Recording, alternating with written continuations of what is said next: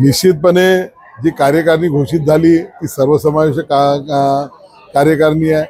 काही सगळ्यांनाच त्या ठिकाणी स्थान देता येत नाही, त्यामुळे काही लोकांची थोड्या वेळापुरतं कार्यकर्त्यांची नाराजी असू शकते। ती नाराजी भारतीय जनता पार्टीचा हा विचार काही नाराजीचा विचार नाही, सेवेचा विचार आहे। शेवटपर्यंत ते केल्या जाईल। मी यावर भाष्य करणार नाही, प्रतिक्रिया देणार नाही। हा माननीय आमचे प्रदेश अध्यक्ष रवींद्र चव्हाणजी हा त्यांचा विषय आहे। त्यांनी काय निर्णय करायचा आहे ते करतात आणि त्यांनीच या संदर्भामध्ये जे काही करायचं ते त्यांनी करायचं आहे।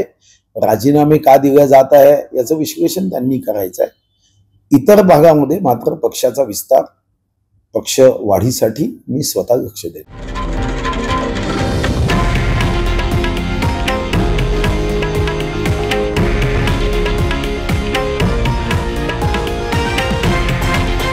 हे आहे देशातील नंबर 1 न्यूज नेटवर्क आणि आपण पाहत आहात TV9 मराठी, एकमेव।